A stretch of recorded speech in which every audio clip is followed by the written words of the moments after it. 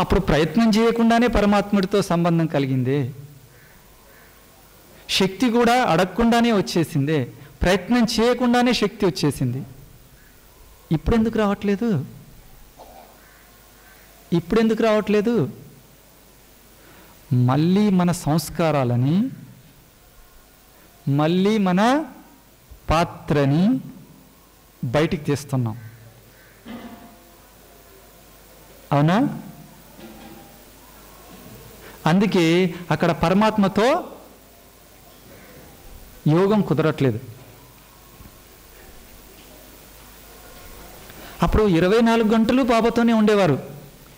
అమృతవేలు ఉండేదా? మొదట్లో బ్రాహ్మణ జీవితం దొరికినప్పుడు అమృతవేలు ఉండేదా? మొత్తం 24 గంటలు కూడా అమృతవేలనే.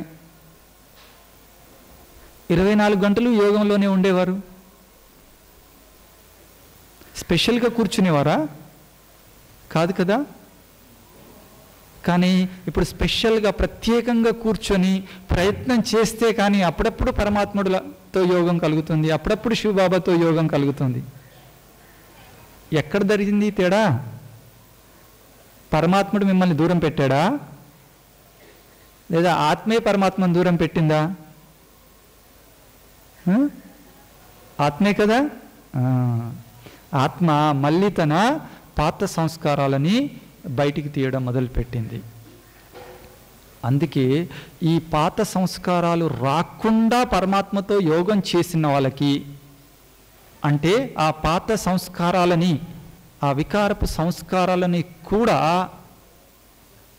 భస్మం చేసినటువంటి వారికి తిరిగి అవకాశం లేదు. కానీ ఎవరైతే సంపూర్ణంగా పరమాత్మతో యోగం జోడించి వారి వికర్మలను వినాశనం చేసుకోలేదో అటువంటి వారికి తిరిగి పాత సంస్కారాలు బయటకు వచ్చే అవకాశం ఉంటుంది.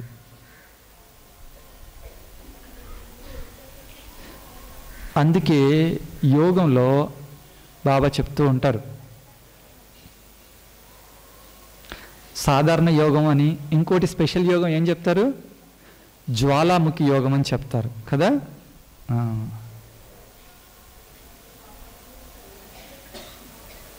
మీరు ఆ చెడు దారి నుంచి, ఆ కలియుగ జీవితం నుంచి బ్రాహ్మణ జీవితాన్ని పొందారో, ఎప్పుడైతే పొందారో అప్పుడు మీరు చేసినటువంటి యోగాన్ని పవిత్ర యోగము అనాలి. పవిత్ర యోగము అంటాం. ఏంటనే ఇది కొత్తగా చెప్తున్నారు. పవిత్ర యోగము అంటే పరమాత్ముడు పరంధామంలోనే ఉంటాడు, శివబాబా పరంధామంలోనే ఉంటారు. పరమాత్మ ఎక్కడ ఉంటుంది? పరమాత్మలోనే ఉంటారు. మరి ఈ ఆత్మ ఎక్కడుంటుంది? ఆత్మనైనా నేను ఎక్కడుంటాను?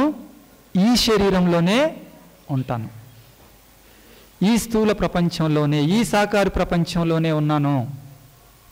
అప్పుడు చేసిన యోగము నేను పరమాత్మతో సంబంధం ఇక్కడ నుంచే జ్ఞాపకం చేసుకునేవాడిని, స్మృతి చేసేవాడిని. పరమాత్ముడు భోలానాథుడు ఎప్పుడైతే నువ్వు ఎక్కడి నుంచే స్మృతి చేశావో ఆయన అక్కడ నుండే నీకు శక్తినివ్వడము మొదలుపెట్టారు. ఆ విధంగా నీకు కొంత శక్తి లభించింది. అప్పటికి వికర్మలు నీ పాత సంస్కారాలు శక్తి అది. కానీ వికర్మలు వినాశనం చేయకుండానే మళ్ళీ ఈ పాత్రను పోషించడానికో, లేదా మరీ ఈ బ్రాహ్మణ పాత్రను పోషిస్తూ ఈ బాహ్య వికారి ప్రపంచం వైపు చూస్తే తిరిగి పాత సంస్కారాలు బయటకు వచ్చేస్తాయి. భలే బ్రాహ్మణ జీవితం, భలే బ్రాహ్మణ భోజనం. కానీ అక్కడ వికర్మలు వినాశనం కాకుండా మళ్ళీ ఈ ప్రపంచంతో, ఈ ప్రకృతితో సంబంధాన్ని కలిగి ఉంటే తిరిగి అవి బయటికి వచ్చేసి ఇదిగో ఆ పరమాత్ముడి దగ్గర నుంచి డిస్కనెక్షన్, యోగాన్ని కుదరనివ్వవు.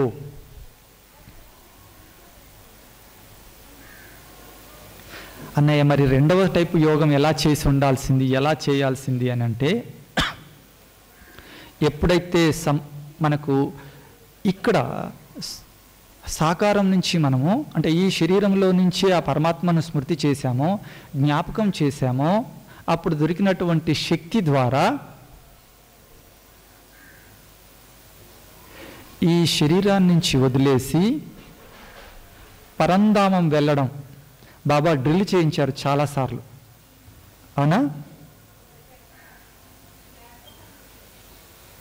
బాబ్దాదా చాలాసార్లు డ్రిల్ చేయించేవారు. ఏమని? శరీరాన్ని వదిలేసి ఒక్క సెకండ్లో పరంధామం వెళ్ళి తిరిగి రమ్మనేవారు.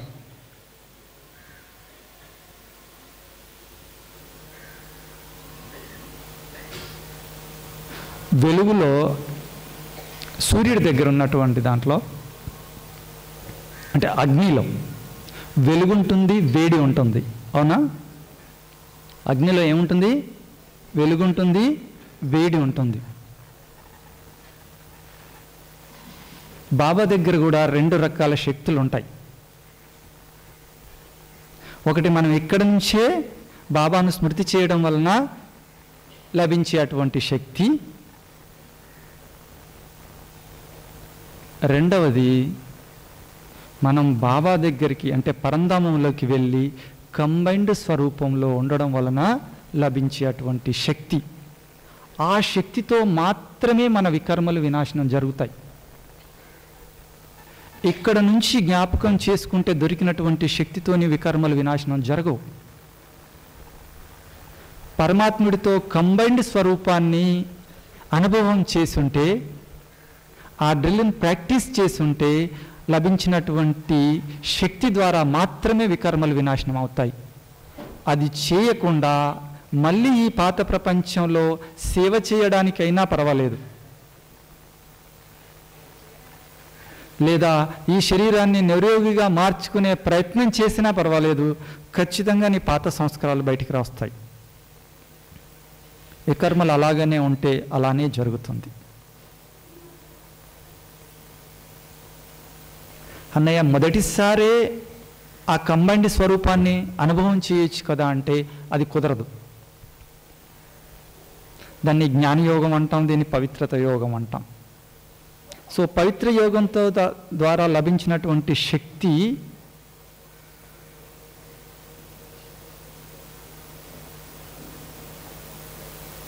అది మాత్రమే ఆత్మని పరంధామం వైపు తీసుకెళ్తుంది. బేహద్ వైరాగ్యం కలిగింది, ఆత్మ శక్తిహీనమై ఉంది. అటువంటి బలహీనమైనటువంటి ఆత్మ, శక్తిహీనమైనటువంటి ఆత్మ పరంధామం పోయే అవకాశం లేదు. పరంధామం వెళ్ళాలి అంటే ఎంతో కొంత శక్తి కావాలి. ఆ శక్తిని ఎక్కడి నుండి స్మృతి చేయడం వలనే కలిగినటువంటి శక్తి. ఎప్పుడైతే ఈ శక్తి సంపూర్ణంగా నిండుతుందో అప్పుడు మాత్రమే ఆత్మ ఈ శరీరం నుంచి విడివడి అనుభవంలో పరంధామం వెళ్ళి పరమాత్మతో కంబైన్డ్ స్వరూపాన్ని అనుభవం చేసుకొని అక్కడ నుంచి శక్తిని తీసుకొని ఆ శక్తి ద్వారా వికర్మలు వినాశనం చేసుకోవడం జరుగుతుంది. సగం యోగం చేసుంటే మాత్రం తిరిగి తమోగుణమైనటువంటి ఈ ప్రపంచము అంటే మాయా, తమోగుణమైనటువంటి తమో ప్రధానమైనటువంటి ప్రకృతి, ఈ మాయ మనల్ని లాగేస్తుంది. అందుకే ప్రకృతిని మాయ అంటారా, ఈ ప్రపంచాన్ని రావణుడు అంటాం. ఇవన్నీ ఎక్కడో లేవు, అదిగో మన పాత సంస్కారాల్లోనే నిండి ఉన్నాయి. బ్రాహ్మణ పిల్లలు కూడా తిరిగి ఆ మాయ వైపు,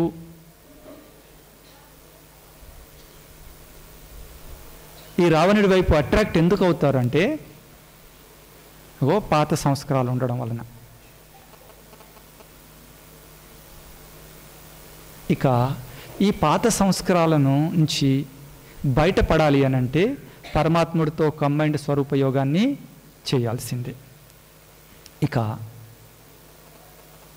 సంకల్పాలు మళ్ళీ ఉత్పన్నం అవ్వడం మొదలు పెడతాయి. ఇక మనకు సిద్ధి ఎక్కడ లభిస్తుంది? ఈ సిద్ధి లభించాలి అని అంటే మనం కొన్ని స్వరూపాలని ఒక్కసారి గుర్తు తెచ్చుకుందాం. బాబా చాలాసార్లు కూడా స్పష్టంగా ఎక్స్ప్లెయిన్ చేయడం జరిగింది. ఎన్ని స్వరూపాలని? 5 స్వరూపాలు. మొదటిది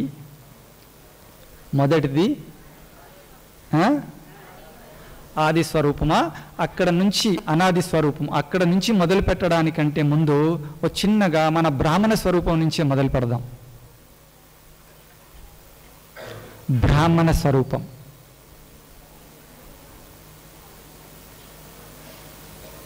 ఇప్పుడు మనం అనుభవిస్తున్నాం కదా.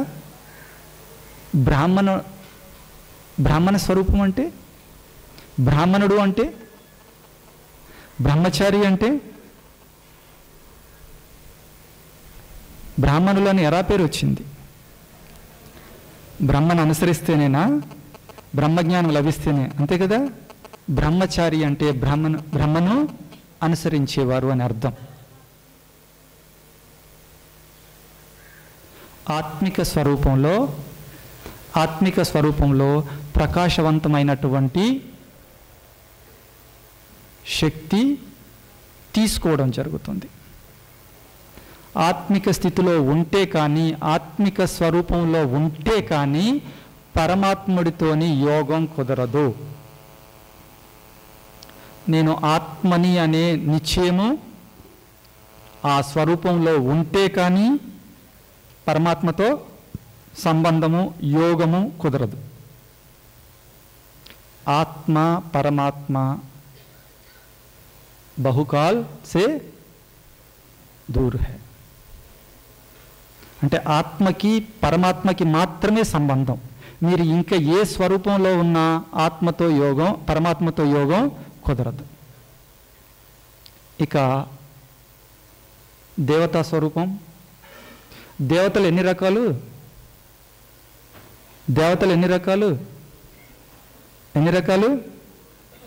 2 రకాలు. మొదటిది సత్యుగపు దేవతలు, రెండవది త్రేతాయుగం దేవతలు. సత్యుగం దేవతలు ఎందరు? సత్యుగం దేవతలు ఎందరు? దేవతలు 3 కోట్లు, ఆత్మలు 3 కోట్లు కాదు. ఆత్మలు 3 కోట్లు కాదు, దేవతలు 3 కోట్లు. దేవత అంటే సర్వోన్నతమైనటువంటి, నిరోగి, పవిత్రంగా, సుఖంగా ఉండేటువంటి పాత్రలు. సత్యుగం చివరిలో 3 కోట్లు కాదు, సత్యుగం మొత్తంలో 3 కోట్ల పాత్రలు ఉంటాయి. ఆ 3 కోట్ల పాత్రలని దేవతలు అంటాం. ఉదాహరణకి మొదటి జన్మ తీసుకున్నటువంటి ఆత్మ సత్యుగంలో ఎన్ని జన్మలు తీసుకుంటుంది? 8 జన్మలు తీసుకుంటుంది. ఆ 8 జన్మలని 8 దేవతలుగా కలుస్తాం, లెక్కిస్తాం.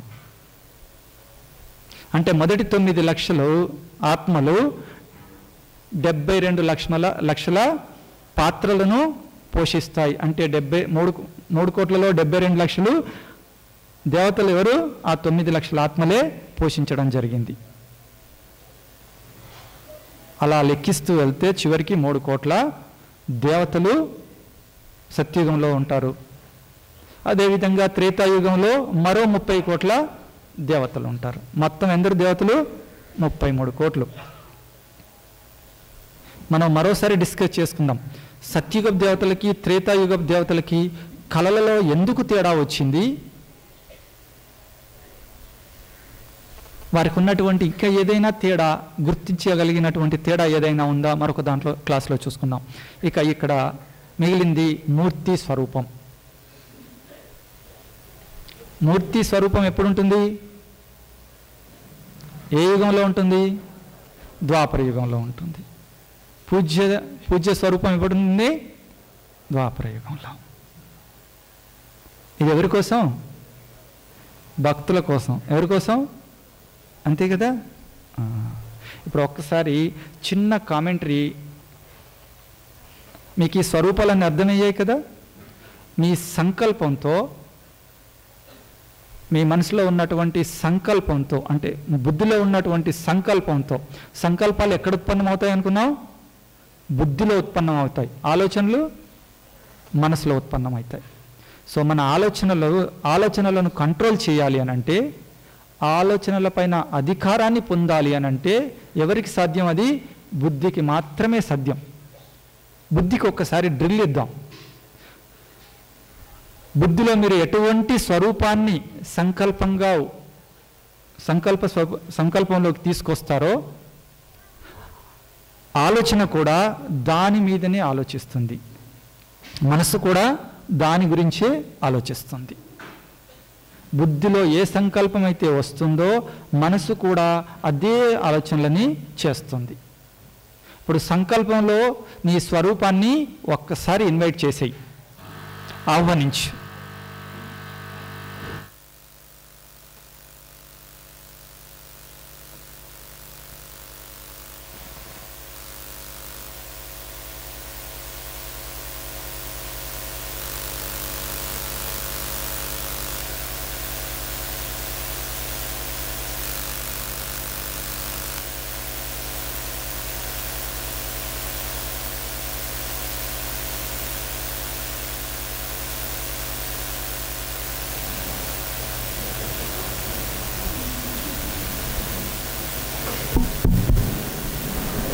ఇప్పుడు చిన్న కామెంటరీ ఉంటుంది, అందులో 5 స్వరూపాలు మాత్రమే ఆ కామెంటరీలో ఉంటాయి.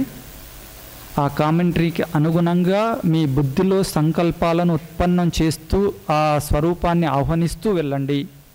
మీకు వ్యర్థ సంకల్పాల నుంచి ముక్తి లభిస్తుంది. ఇప్పటి వరకు ఎటువంటి వ్యర్థ సంకల్పాలు మీ బుద్ధిలో వస్తుంటే వాటి నుంచి ముక్తి పొందడానికి చిన్న డ్రిల్.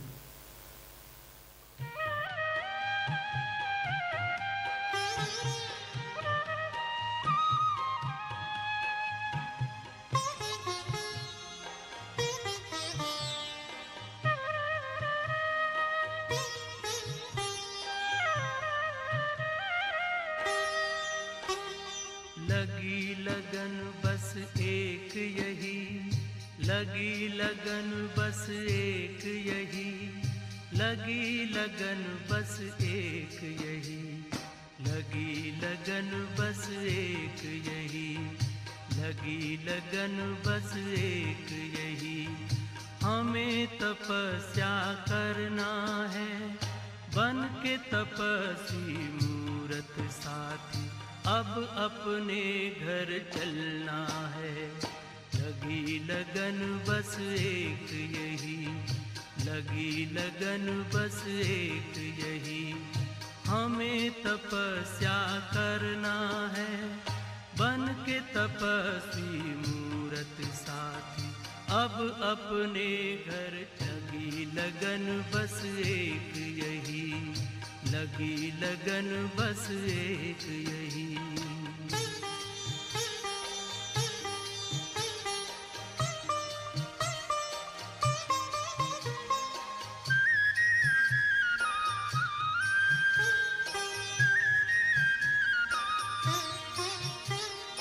तपस्या की मीठी मीठी लहरों के बीच में आओ खो जाएं हम अपने स्वरूप में।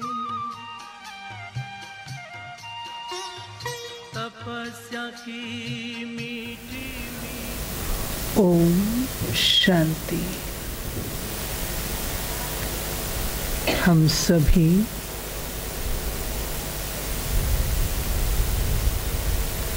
बाबा की मीठी याद में बैठे थे। మనందరము బాబా మధురమైన స్మృతిలో కూర్చున్నాము. और गीत बज रहा था, तुम जैसा कोई नहीं। పాట వస్తుంది, మీలాంటి వాళ్ళు ఇంకెవరూ లేరు. यह गीत है या दिल की पहचान है? ఈ పాట మన మనస్సు యొక్క దర్పణం. क्योंकि बाबा को इन आँखों से देख नहीं सकते हैं। ఎందుకంటే బాబాని ఈ కళ్ళతో చూడలేము. और हम गीत भी गाते हैं, आँख न जाने दिल पहचाने। పాట కూడా ఉంటుంది, ఈ కళ్ళకి తెలియకపోయినా కానీ మనసు తెలుసుకుంటుంది. वैसे है ना, అంతే కదా? आँख से देख नहीं सकते हैं लेकिन दिल से पहचान सकते हैं. కళ్ళతో చూడలేము కానీ మనసుతో తెలుసుకోగలం. तो सिद्धि स्वरूप बनने के लिए क्या चाहिए?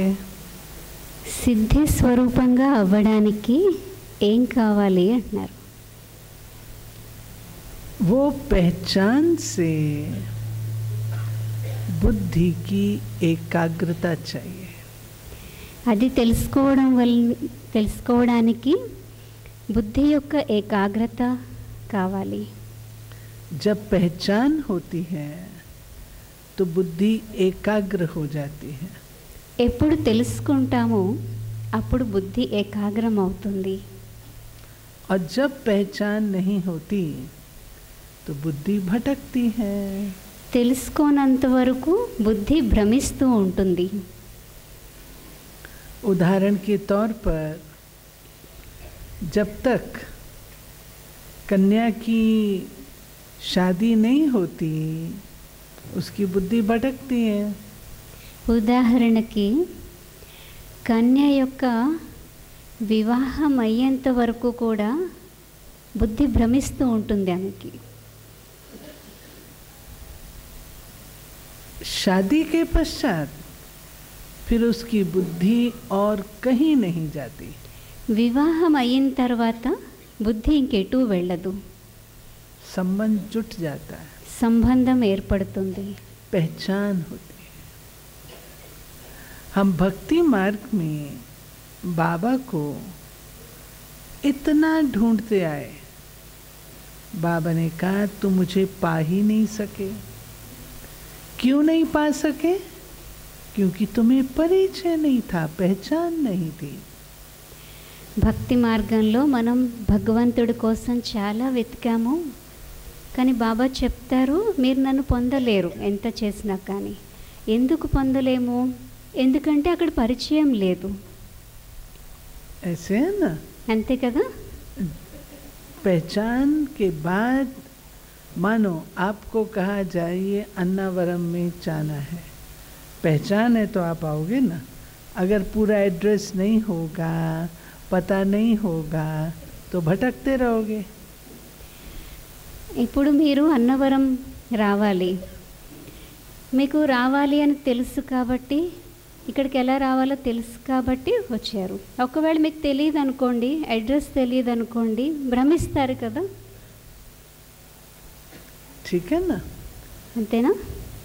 तो ये चेक करना है कि मेरी बुद्धि एकाग्र है. ఇది చెక్ చేసుకోవాలి మనం. నా బుద్ధి ఏకాగ్రంగా ఉందా? अगर एकाग्र है तो शक्ति मिल सकती है. ఒకవేళ ఏకాగ్రంగా ఉన్నట్లయితే శక్తి లభిస్తుంది. एकाग्र नहीं है तो शक्ति भी नहीं मिल सकती है. ఏకాగ్రం అవ్వకపోతే శక్తి కూడా లభించదు. जैसे सूर्य की किरणें ग्लास के थ्रू करते हैं, एकाग्र होती हैं तो पेपर को जला देती हैं. ఎలాగైతే సూర్యుడి కిరణాల్ని భూతద్దం ద్వారా ఏకాగ్రం చేసినప్పుడు కింద ఉన్న కాగితం కాలిపోతుంది. और अगर बिखरी हुई हो तो उसका वो प्रभाव नहीं होता. కిరణాలు పరుచుకుని ఉన్నప్పుడు అవి ఏకాగ్రం అవ్వవు. इसलिए बाबा हम बच्चों को कहता है कि बच्चे एकाग्रता का आधार है निश्चय. అందుకే బాబా చెప్తారు పిల్లలు ఏకాగ్రతకి ఆధారము నిశ్చయము. अगर निश्चय है तो बुद्धि कहीं नहीं जाएगी. ఒకవేళ నిశ్చయం ఉన్నట్లయితే బుద్ధి ఎటు వెళ్ళదు. और निश्चय नहीं तो बुद्धि भटकेगी. నిశ్చయం లేకపోయినట్లయితే బుద్ధి భ్రమిస్తూ ఉంటుంది. आप सब ने वो कहानी सुनी है कि जब एक भक्त की नौका तूफान में फंस जाती है तो क्या होता है। మీరందరూ ఆ కథ వినే ఉంటారు కదా. భక్తుడి యొక్క నౌక తుఫాన్లో చిక్కుకుపోయినప్పుడు ఏమైందో. क्या हुआ था? ఏమైంది? तूफान में फंसी ना नौका, आवाज लाई, हे श्री राम आ जाओ. తుఫాన్లో చిక్కుకుపోయింది ఒక భక్తుడు ఉన్నటువంటి నౌక. అప్పుడు గట్టిగా పిలిచారు, ఓ శ్రీరామ రక్షించండి అని. श्री राम को आने में 1 मिनट लग गया. శ్రీరాముడు రావడానికి 1 నిమిషం టైం పట్టింది. तो हे कृष्ण आप आ जाओ. మళ్ళీ ఓ కృష్ణ మీరు రండి అని పిలిచాడు. अब कृष्ण जी को आने में भी टाइम थोड़ा सा लगा. उठे तैयार हो, बांसुरी लें तो टाइम तो लगेगा ना. కృష్ణుడు రావడానికి కూడా కొంచెం టైం పట్టింది. మురళి అవన్నీ పట్టుకొని రావడానికి టైం పడుతుంది కదా. तो इतने में उसको हलचल हो गई. ఈలో పలచడైపోయాడు భక్తుడు. हनुमान जी आप ही आ जाओ. హనుమంతుడు మీరైనా రండి అని పిలిచాడు. अब हनुमान जी तो श्री राम की आज्ञा के बिना जाएंगे नहीं. హనుమంతుడు శ్రీరాముడి ఆజ్ఞ లేకుండా వెళ్ళడు. दुर्गा माँ तुम ही आ जाओ. దుర్గామాత మీరైనా రండి అని పిలిచాడు. इतने में दुर्गा तो नहीं आई. तूफान की लहर आई और उसको ले गई. అయితే దుర్గామాత కూడా వెంటనే రాలేదు. ఈలోపు తుఫాన్ అలలు వచ్చేసాయి, అతన్ని తీసుకువెళ్ళిపోయాయి. क्यों? ఎందుకు అలా అయింది? सबको बैठ करके निश्चय नहीं था. నిశ్చయం లేదు. ऐसे हम लोग भी करते हैं. అలా మనం కూడా చేస్తూ ఉంటాం కదా. करते हैं ना. చేస్తామా? कुछ परसेंटेज में. కొంత పర్సంటేజ్లో చేస్తుంటామా అలాగా? सिद्धि स्वरूप के लिए ये निश्चय 100% चाहिए. సిద్ధి స్వరూపంగా అవ్వడానికి ఈ నిశ్చయము 100% ఉండాలి.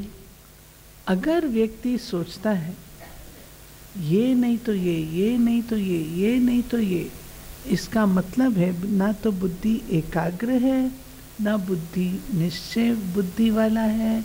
उसको फेथ ही नहीं है कि मैं जो करने जा रहा हूँ वो राइट है. వ్యక్తి ఎప్పుడైతే ఆలోచిస్తూ ఉంటారో ఇది కాకపోతే అలా చేద్దాం, అది కాకపోతే ఇలా చేద్దాం అని ఆలోచిస్తూ ఉంటారో వాళ్ళ బుద్ధి ఏకాగ్రమయ్యి లేదు, నిశ్చయం లేదు, ఫెయిత్ లేదు. इसलिए बाबा हम बच्चों को रोज रोज मुरली में कहता है बच्चे 100% निश्चय चाहिए. అందుకే బాబా ప్రతిరోజు మనకి మురళిలో చెప్తారు 100% నిశ్చయము ఉండాలి అని. जितना निश्चय होगा ना उतनी ही प्राप्ति करेंगे. ఎంతగా నిశ్చయం ఉంటుందో అంత ప్రాప్తి ఉంటుంది. आप देखो हमारी दादियाँ कोई पढ़ी लिखी तो नहीं है. మీరు చూడండి, మన దాదీలేమి చదువుకున్న వాళ్ళు కాదు. लेकिन भगवान को अपने वश में किया है. ऑलमाइटी अथॉरिटी को अपने वश में किया है. కానీ భగవంతుడిని తమ వశం చేసుకున్నారు, ఆల్మైటీ అథారిటీని తమ వశం చేసుకున్నారు.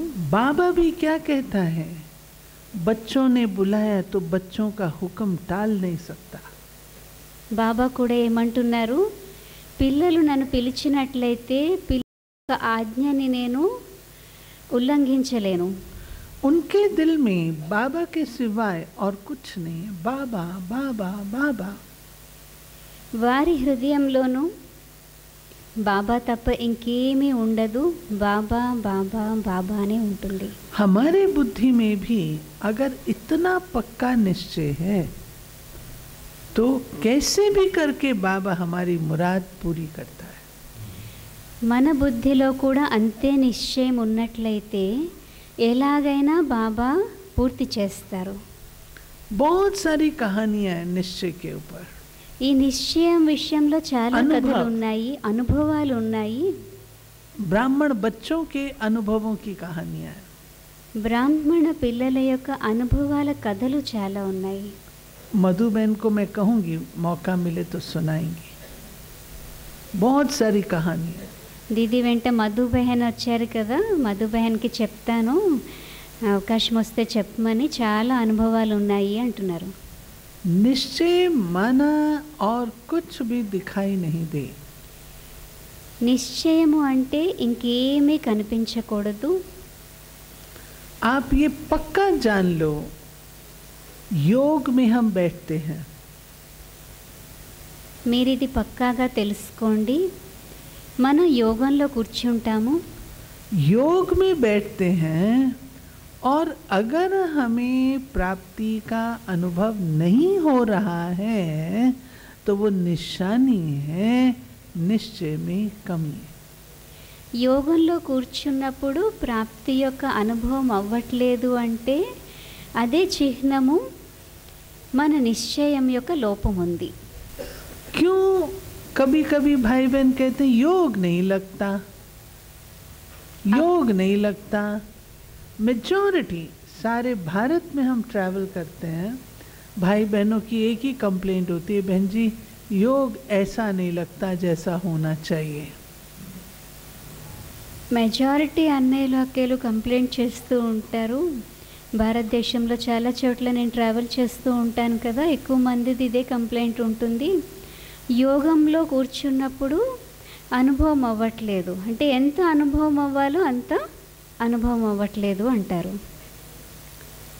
कारण उसका దానికి కారణం ఏమిటి?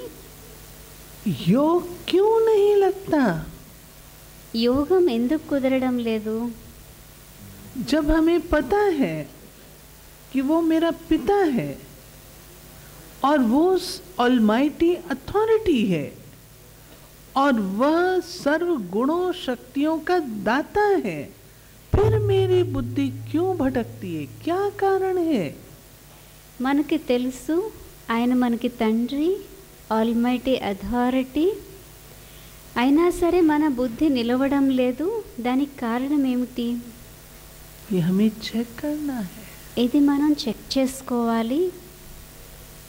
मेरे निश्चय में कमी है, నా నిశ్చయంలో లోపం ఉందా? क्योंकि बाबा कहता है जो निश्चय वाला होगा वो नशे वाला भी होगा। ఎందుకంటే బాబా చెప్తారు, నిశ్చయం ఉన్న వాళ్ళు ఎవరైతే ఉన్నారో వాళ్ళు నషాతో ఉంటారు. निश्चय बुद्धि और नशा दोनों साथ साथ है। నిశ్చయ బుద్ధి మరియు నష ఈ రెండు వెనువెంట ఉంటాయి. तो हमें अपने नशे को मापते रहना है। खुशी गायब क्यों होती? बाबा कहता अगर निश्चय है मेरा बाबा है मेरे साथ में, फिर तनाव क्यों, टेंशन क्यों? మనం మన నిశ్చయాన్ని పరిశీలించుకుంటూ ఉండాలి. మనకి టెన్షన్ ఎందుకు వస్తుంది? क्यों? ఎందుకు వస్తుంది టెన్షన్? जरूर कारण है। కారణం ఏమిటి? सिद्धि प्राप्त न होने का कारण है जिससे सिद्धि लेनी है उस पर ही फेथ नहीं है। फेथ नहीं है। సిద్ధి లభించకపోవడానికి కారణము ఎవరి నుండి మనకి సిద్ధి లభించాలో వారిపైన మనకి నమ్మకం లేదు. दादी जानकी कितना शक्ति से कहती है, क्या बड़ी बात है, हो जाएगा। జానకి దాదీజీ ఎంత శక్తిశాలిగా చెప్తారు, ఏం పెద్ద విషయం ఇది, అయిపోతుంది అలా చెప్తారు. कहती है ना, చెప్తారు కదా అలాగా. बड़ी बात भी उसको बड़ी नहीं लगती, పెద్ద విషయం కూడా ఆమెకి పెద్దది అనిపించదు, छोटी सी लगती है। చిన్నది అనిపిస్తుంది. तो बाबा कहता है कि बच्चे अपनी इस चीज को चेक करो और ये होगा अनुभव के आधार से। బాబా చెప్తారు, ఈ విషయంలో చెక్ చేసుకోండి. అయితే ఇది ఎప్పుడు జరుగుతుంది అంటే అనుభవం ఆధారంతోనే చెక్ చేసుకోగలరు. कोई लेसन निश्चय पर नहीं है कि हम आपको ये बता दें इससे आपको निश्चय हो जाए. నిశ్చయం గురించి ఏమీ లెసన్ లేదు. మేము మీకు ఇది చెప్తే దాని మీద నిశ్చయం ఏర్పడుతుంది అనే లెసన్ ఏమి లేదు.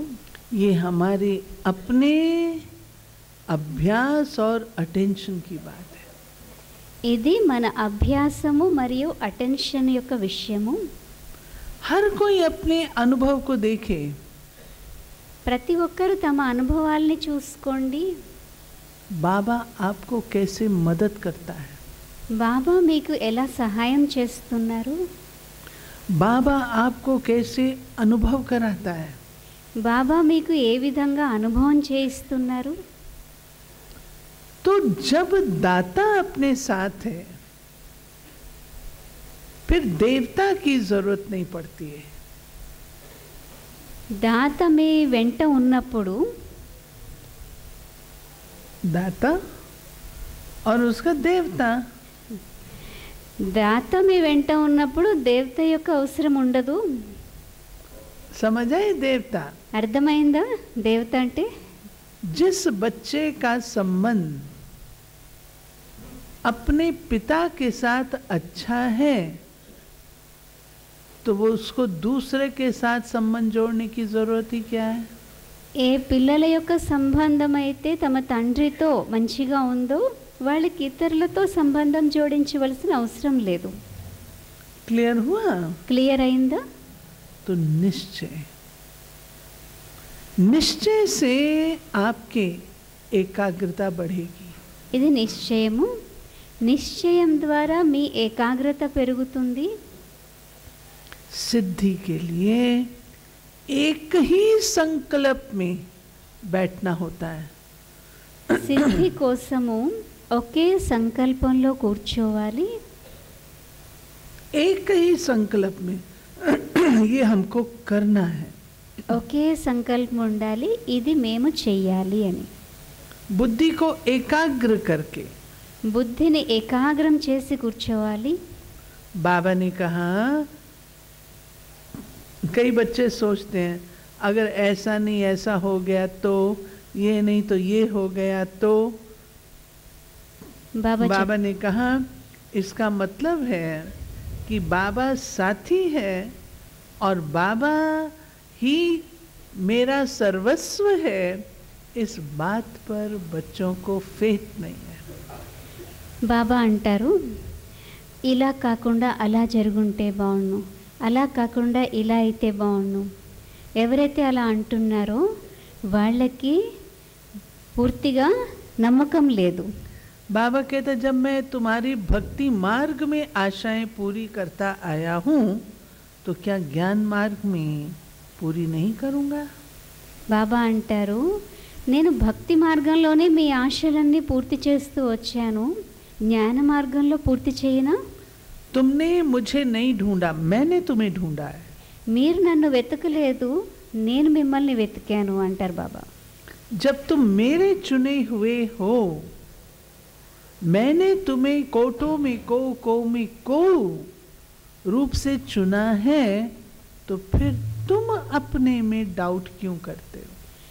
నేను ఎన్నుకున్న వాళ్ళు మీరు, కోట్లలో కొద్ది మందిలో కూడా కొద్ది మంది అని మిమ్మల్ని ఎన్నుకున్నాను, మరి మీ పైన మీకు డౌట్ ఎందుకు. इसलिए एकाग्रता. ठीक है. అందుచేత ఏకాగ్రత ఉండాలి. एकाग्र. बुद्धि हिलनी नहीं चाहिए. బుద్ధి చలించకూడదు. हमें याद आता है कि जब छोटी छोटी कुमारियाँ सेंटर पर आना शुरू करती हैं ना, तो पांडव भवन में हम थे तो दादी कहती थी इनको बस योग में बिठा दो. మంది చిన్న చిన్న కుమారీలుగా ఉండేటప్పుడు మేము పాండవ భవన్ వెళ్ళినప్పుడు, ఇది వాళ్ళు పాండవ భవన్ వెళ్ళినప్పుడు బాబా అనేవారట, వీళ్ళని యోగంలో కూర్చోపెట్టండి అనేవారట. ताकि उनकी ये जो चंचलता होती है हाथ पांव की, एकाग्र हो जाए. వీళ్ళ యొక్క చంచలత ఏదైతే ఉందో, అంటే చిన్న పిల్లలకి చంచలత ఉంటుంది కదా, కాళ్ళు చేతులు, అది సరవుతుంది అని యోగంలో కూర్చోమనేవారట. आपने देखा होगा ब्राह्मणों की सभा और ऑर्डिनरी सभा दोनों में अंतर है. మీరు చూసే ఉంటారు, బ్రాహ్మణుల యొక్క సభకి మామూలు సభకి తేడా ఉంటుంది. ब्राह्मण एकाग्र होके बैठता है. బ్రాహ్మణులు ఏకాగ్రమై కూర్చుంటారు. अगर इस सभा में कोई यहाँ देखे वहाँ देखे वहाँ देखे तो कैसा लगेगा? ఈ సభలో ఎవరైనా అటు చూస్తూ ఇటు చూస్తూ అలా ఉంటే ఏమనిపిస్తుంది? कैसा लगेगा? ఎలా ఉంటుంది? अच्छा लगेगा? బాగుంటుందా? అలాగా అటు ఇటు కదులుతూ అటు ఇటు చూస్తూ ఉంటే బాగుంటుందా? कितनी अच्छी बाबा ने अनुभूति कराई लेटेस्ट मुरली में एकाग्रता की. లేటెస్ట్ మురళిలో బాబా ఏకాగ్రత గురించి ఎంత మంచి అనుభవం చేయించారు. बाबा ने बोल के बोल के बोल के तुम्हारे दिल में कौन? मेरा बाबा. सब किसको देख रहे हैं? मेरा बाबा. सारी समय कितनी बार बाबा ने कहा मेरा बाबा मेरा बाबा मेरा बाबा. तो जिसकी बुद्धि भटक भी रही थी ना, उसको भी बाबा मेरे बाबा में ले आया. ఎన్నిసార్లు బాబా చెప్పి చెప్పి చెప్పి మీ హృదయంలో ఎవరు ఉన్నారు, అన్ని రకాలుగా చెప్పి నా బాబా నా బాబా నా బాబా. ఎలా అయితే ఎవరి బుద్ధి అయినా అటు ఇటు భ్రమిస్తున్నా కానీ వాళ్ళందరినీ స్థిరం చేసేసారు నా బాబా అనే విషయంలోకి వచ్చేసరికి. इतनी सारी आत्माएं 23,000 बैठी है, लेकिन सबकी बुद्धि कहाँ है? बाबा. అంతమంది ఆత్మలు అక్కడ 23,000 మంది కూర్చుని ఉన్నారు బాబా మురళి చెప్పేటప్పుడు. కానీ అందరి బుద్ధి ఎక్కడుంది? బాబా. कोई इधर उधर देख रहा था उस समय? ఆ సమయంలో ఇటు అటు చూసారు ఎవరైనా? सिर्फ वही सभा नहीं, सारे विश्व में सबकी बुद्धि एकाग्र हो गई थी. ఆ సభలో కూర్చున్న వాళ్ళకే కాదు, విశ్వంలో ఉండి ఎంతమంది అయితే చూస్తున్నారో వాళ్ళందరి బుద్ధి కూడా ఏకాగ్రం అయిపోయింది. ये है कमाल. ఇదే అద్భుతము. ये है कमाल. ఇదే అద్భుతం. एकाग्र. ఏకాగ్రం అవ్వడం.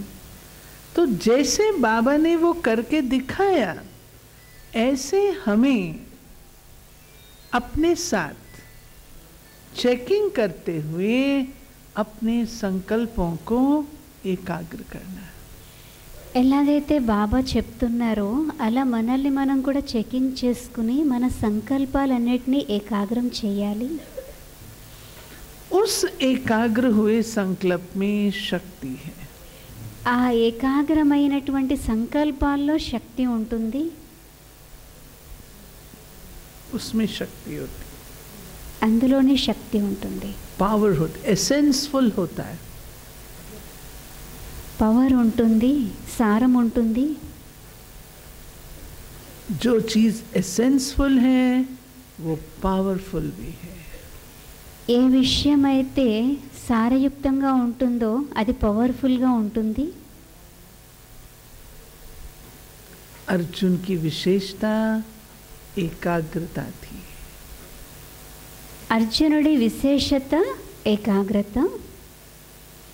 एकलव्य की विशेषता दृढ़ता थी. ఏకలవ్యుడి విశేషత దృఢత. दृढ़ता थी.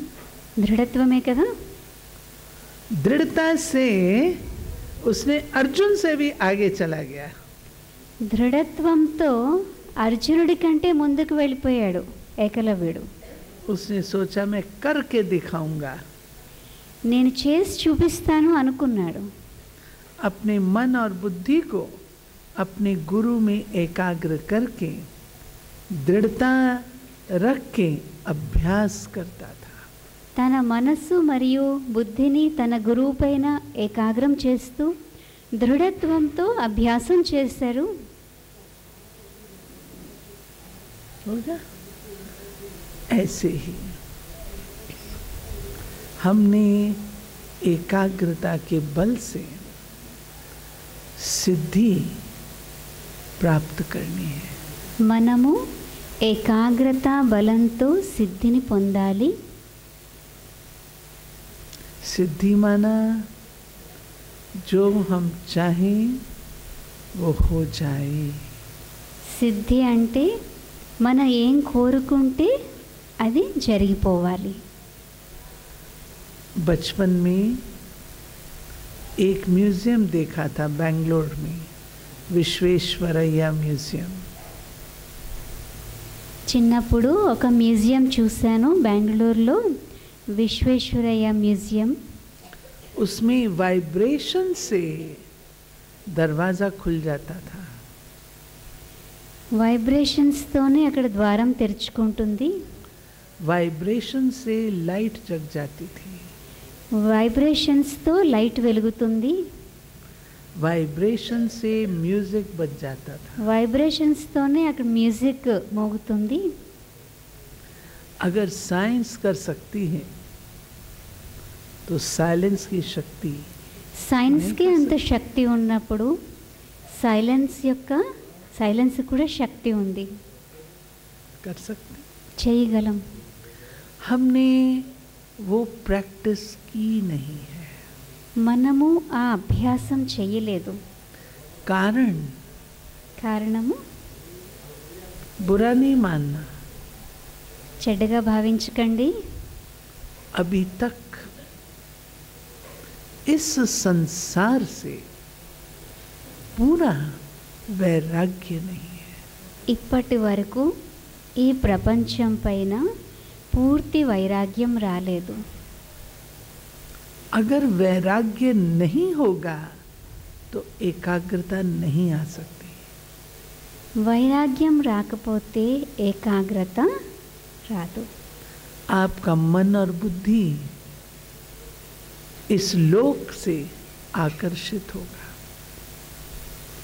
మీ మనస్సు మరియు బుద్ధి ఈ లోకం వైపుకి ఆకర్షిస్తూ ఉంటుంది. क्योंकि आत्मा को इंद्रियों का रस लेने की आदत है।